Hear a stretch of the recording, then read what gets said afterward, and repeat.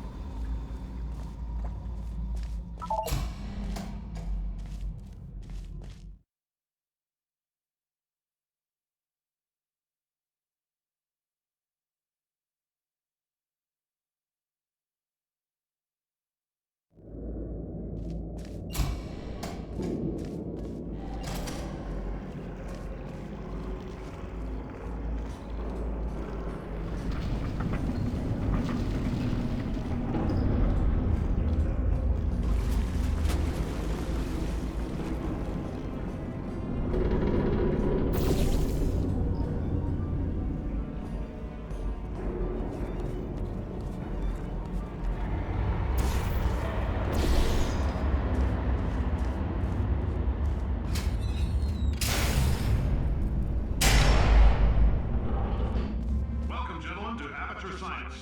Astronauts, war heroes, Olympians, you're here because we want the best. And you are it. So, who is ready to make some science? I am. Now, you already met one another on the limo ride over, so let me introduce myself. I'm Cave Johnson. I own the place. That eager voice you heard is the lovely Carolyn, my assistant. Rest assured, she has transferred your honorarium to the charitable organization of your choice. 1,000 tests performed every day here in our enrichment spheres. I can't personally oversee every one of them, so these pre-recorded messages will cover any questions you might have and respond to any incidents that may occur in the course of your science adventure. Your test assignment will vary depending on the manner in which you have bent the world to your will. Those of you helping us test the repulsion gel today, just follow the blue line on the floor. Those of you who volunteered to be injected with praying mantis DNA, I've got some good news and some bad news. Bad news is we're postponing those tests indefinitely. Good news is we've got a much better test for you. Fighting an army of mantis men. Pick up a rifle and follow the yellow line. You'll know when the test starts.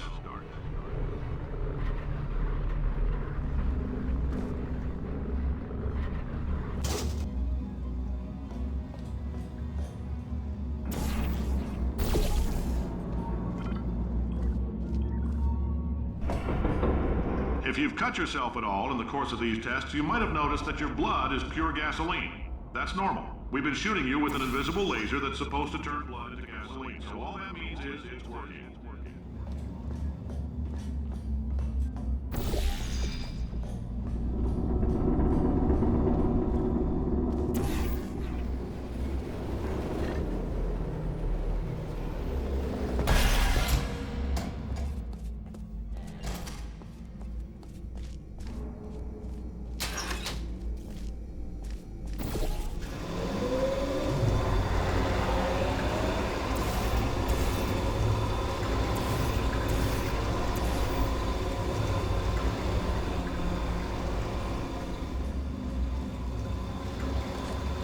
They say great science is built on the shoulders of giants. Not here. At Amateur, we do all our science from scratch. No hand-holding.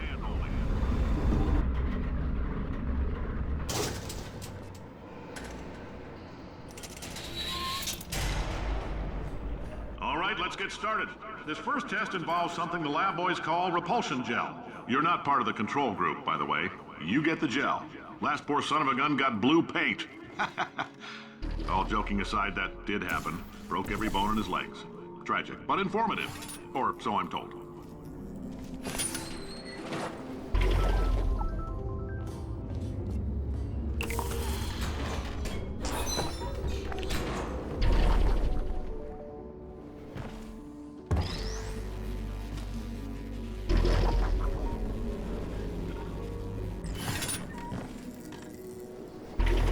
The lab boys just informed me that I should not have mentioned the control group.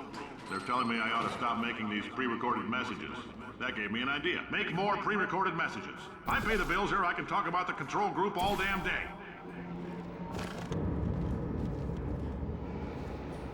For this next test, we put nanoparticles in the gel. In layman's terms, that's a billion little gizmos that are going to travel into your bloodstream and pump experimental genes and RNA molecules and so forth into your tumors. Now, maybe you don't have any tumors. Well, don't worry. If you sat on a folding chair in the lobby and weren't wearing lead underpants, we took care of that too.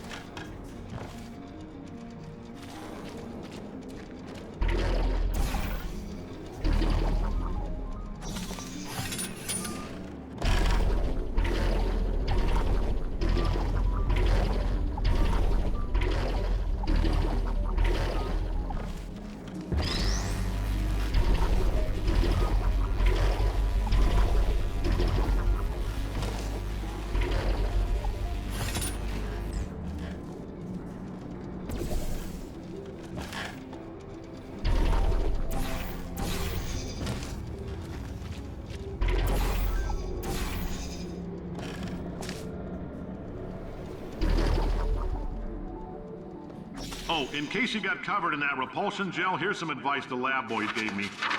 Do not get covered in the repulsion gel. We haven't entirely nailed down what element it is yet, but I'll tell you this, it's a lively one, and it does not like the human skeleton.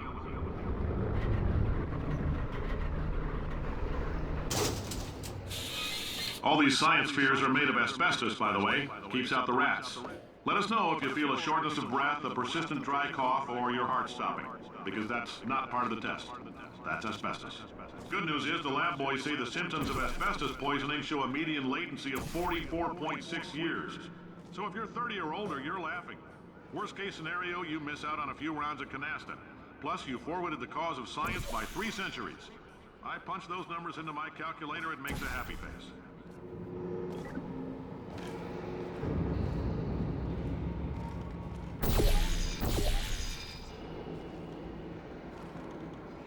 I like your style. You make up your own rules, just like me.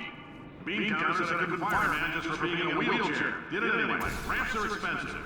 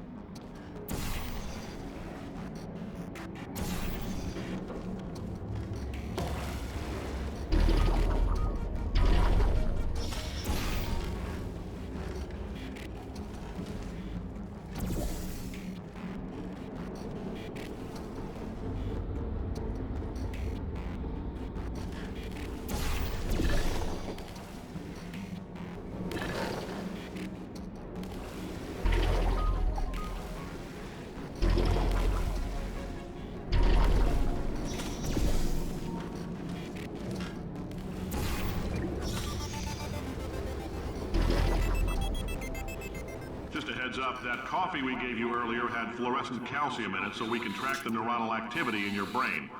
There's a slight chance the calcium could harden and vitrify your frontal lobe. Anyway, don't stress yourself thinking about it. I'm serious. Visualizing the scenario while under stress actually triggers the reaction.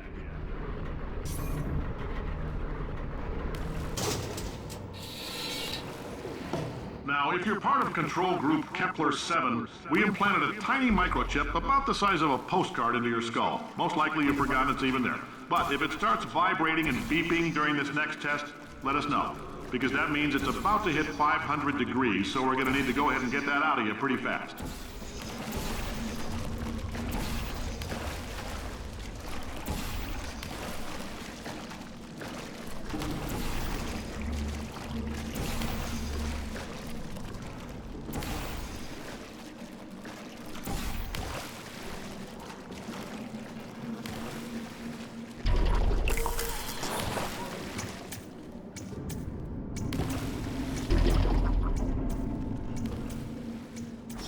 Telling them, keep your pants on. All right, this next test may involve trace amounts of time travel. So, word of advice, if you meet yourself on the testing track, don't make eye contact. Lab boys tell me that'll wipe out time. Entirely. Forward and backward. So, do both of yourselves a favor and just let that handsome devil go about his business.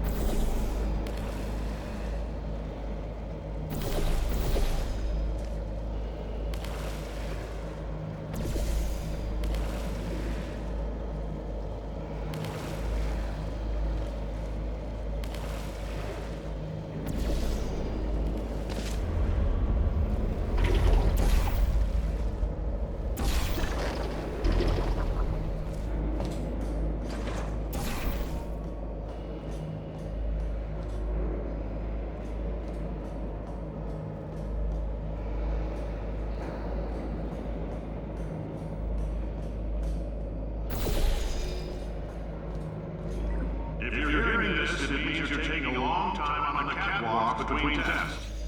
The lab boys say that might be a fear reaction. I'm no psychiatrist, but coming from a bunch of eggheads who wouldn't recognize the thrill of danger if it walked up and snapped their little pink bras, that sounds like protection. They didn't fly into space, storm a beach, or bring back the gold. No, sir, we did. It's you and me against the world, son. I like your grit. Hustle could use some work, though. Now let's solve this thing.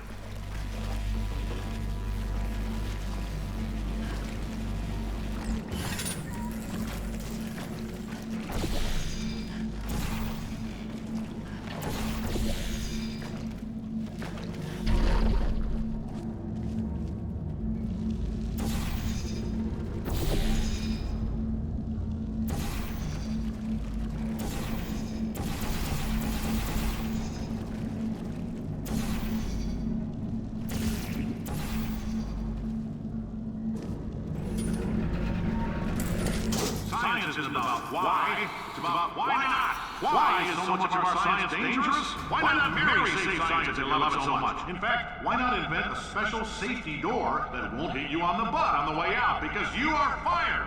Now you test subject, you're doing fine. Yes, you. Box your stuff. Out the front door. Parking lot. Car. Goodbye.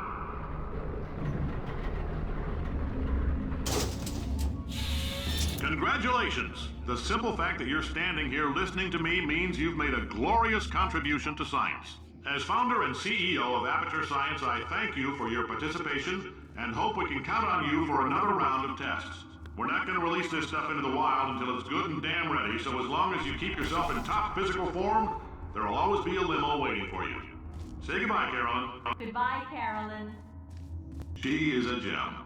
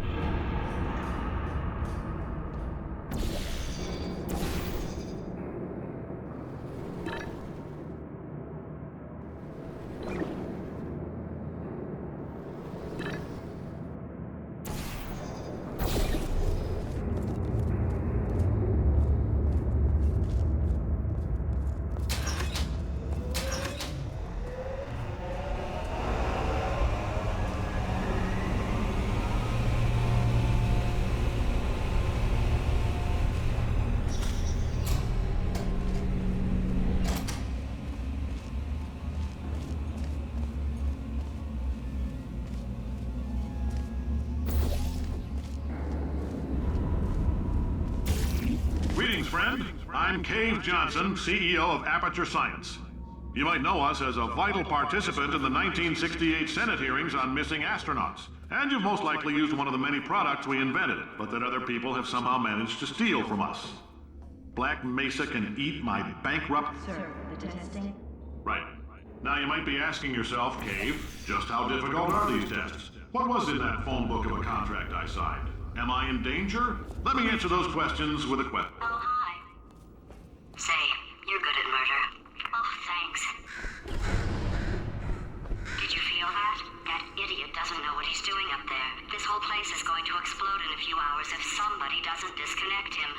I can't move, and unless you're planning to saw your own head off and wedge it into my old body, you're going to need me to replace him. We're at an impasse. So what do you say? You carry me up to him and put me back into my body, and I stop us from blowing up and let you go. Wow, you stabbed me. What is wrong with you? Oh, do you have a multimeter? Never mind. The gun must be part magnesium. It feels like I'm outputting an extra half a volt. Keep an eye on me. I'm going to do some scheming. Here I go. Whoa, where are we? How long have I been out? That extra half volt salt helps, but it isn't going to power miracles. If I think too hard, I'm going to fry this potato before we get a chance to burn up in the atomic fireball that little idiot is...